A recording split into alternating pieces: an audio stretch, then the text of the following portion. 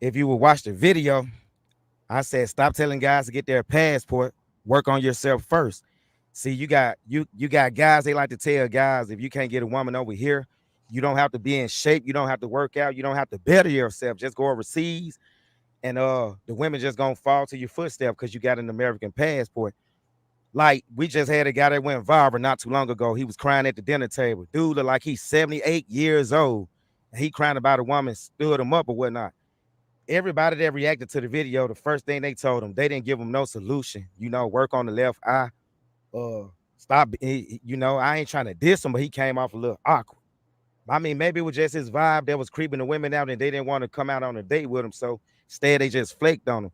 So, God, the only answer, guys, only solution, guys was able to give this brothers: get your passport, get your passport. But nobody is telling this guy if he got his passport and he went to one of these countries like Medellin, Colombia, or Thailand, etc. The women over there, yeah, they gonna talk to him, they gonna show up on a date. But who's to say he won't get misused for all his money if he go to Thailand or if he go to Colombia? He won't But wake that, up scoped and everything but gone or Paul, whatever. Don't just say get your but passport. Paul, but Paul. Hi guys. So a few nights ago, I was watching Travel Time with Paul's last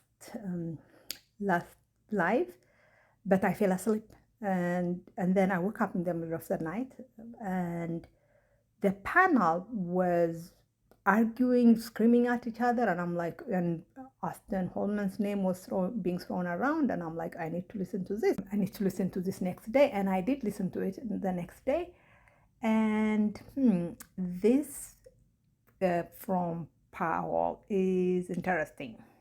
Right now, Passport Bros got a gray or black cloud over them right now. You know why?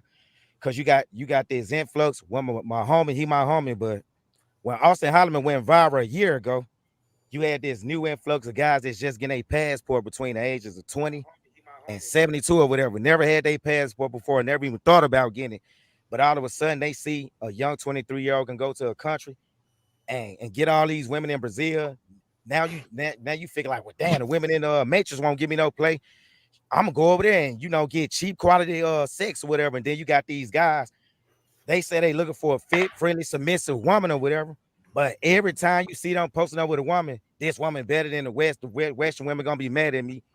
Hey, it'd be a woman they really could have went to the ghettos in Seattle or the east side of Oakland or the north side of St. Louis and got man. So you flew So, all the way so the overseas men, for that. so the men who So Powell seems to imply that Austin was bringing disgraceful young people into he was turning disgraceful young people who behave bad into the passport bro movement.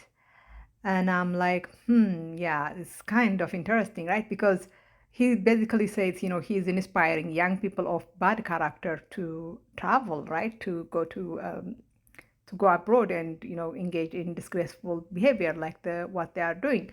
And I'm like, that is interesting. Why would young people with bad character, young people who want to go abroad and have sex with sex workers would be inspired by uh, Austin? It could not just be because he's young like them, right? Because I am an old lady and I don't get inspired by any old person, right? Because I have to make sure that that person has the same character as I do. If I saw a drug addict, running the marathon at 50, I will not be inspired to run the marathon because I'm not a drug addict.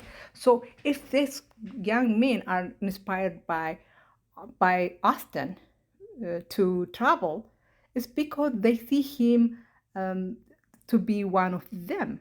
They believe that he is just as disgraceful as they are. They believe that his character is as flawed as theirs are. They believe that he engages in bad behavior abroad, just like they do. I mean, they are doing right now. So I'm like, and they're not wrong, right? Because let's be honest, Austin has been engaging in a lot of disgraceful behavior, right? I mean, he actually became famous. He became famous. I mean, he's not really famous. He came to the public arena, we could say, talking about in a gross way how women's vagina smells like. And he was not even talking about the vagina of random women. He was talking about women who trusted him enough to be intimate with him. He was talking about how bad the vagina of the women he slept with smell like.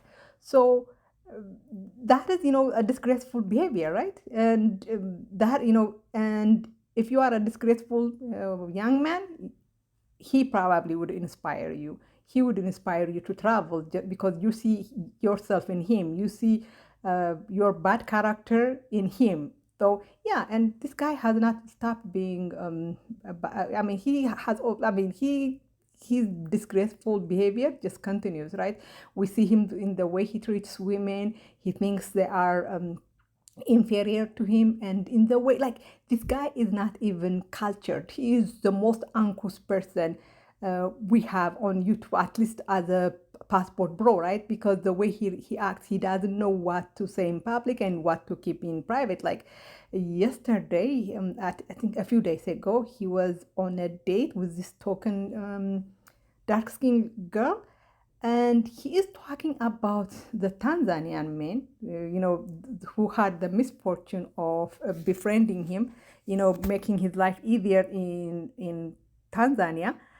The way he talked about them, the way I think they were eating food with their hands, and the way he talked about them, it was so gross. And I'm like, it's actually worse than the way he talks about the women's pH, because we don't know who these women are, right? But with the men, we know who they are. And I'm like, oh, how uncultured, how uncouth, how such a lack of decorum, not knowing what to say in public and what to keep in private, right? So this guy is, if you are a young person, a young man of bad character, you would definitely be inspired by him to travel.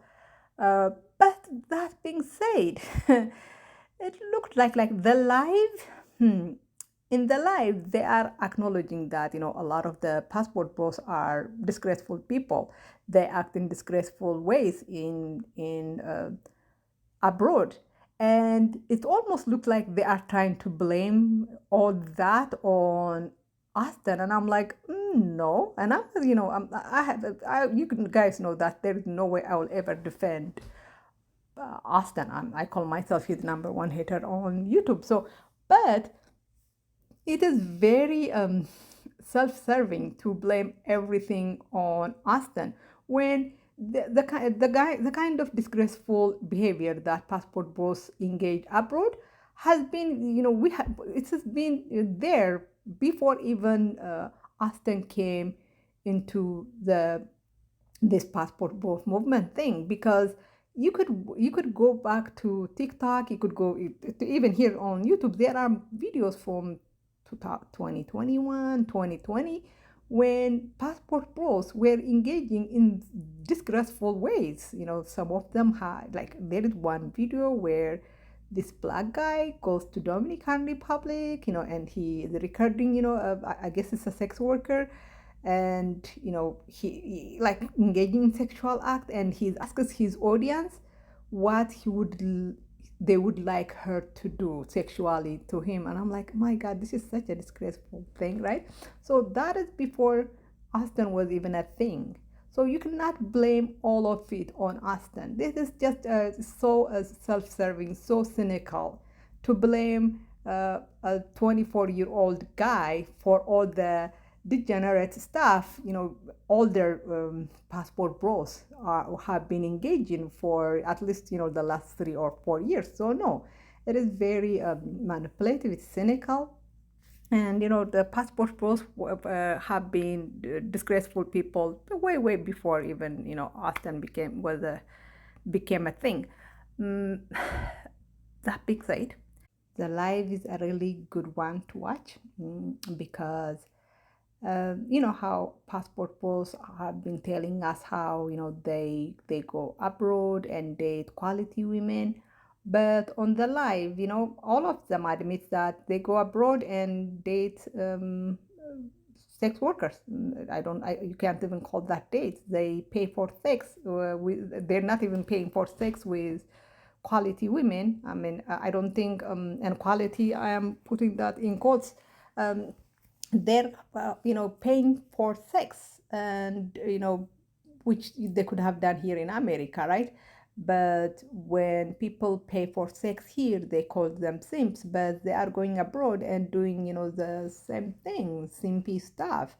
They are actually doing them with women of low quality, right? Because, and I don't think there is any woman of low quality, but that's what the passport bros call sex workers here in America. I mean, the passport bros would call you all kinds of names if you have an OnlyFans account, but they're going abroad and having sex, paying for sex with sex workers. So yeah, they expose a lot on the live. And they tell how they are not living the high class life abroad. They're struggling. It's a really good live. It exposes a lot of stuff. And for me, because there is this Passport Bros business class account, and on that account they are always posting, how Passport Bros are living, high class life in Philippines and all other of those poor countries. But on the travel time with Paul's live, they tell the truth. They are not really living high income life, high class life in Philippines or anywhere else.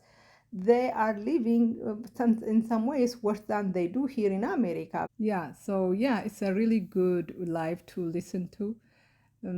It almost reminds me of Los Angeles, right? Hollywood, where you have two, three people who become famous, who become celebrities, who become millionaires, and the media is always talking about them. But the vast majority of people who want to be actors and singers and all participating the arts are struggling, right? They're living paycheck to paychecks. They are homeless. They're living in their cars. So that is what the passport bros like Passport Bro business class are doing. They show you the very few that are making it, but they do not show you the vast majority of passport pros who are struggling in the poor countries they go to. And it's a good, like, that this live was good because it exposed, and it's coming straight from the mouth of the passport pros themselves, not even like critics saying these things. It is the passport pros themselves, and it's a really good live to watch. Let me know. Bye bye.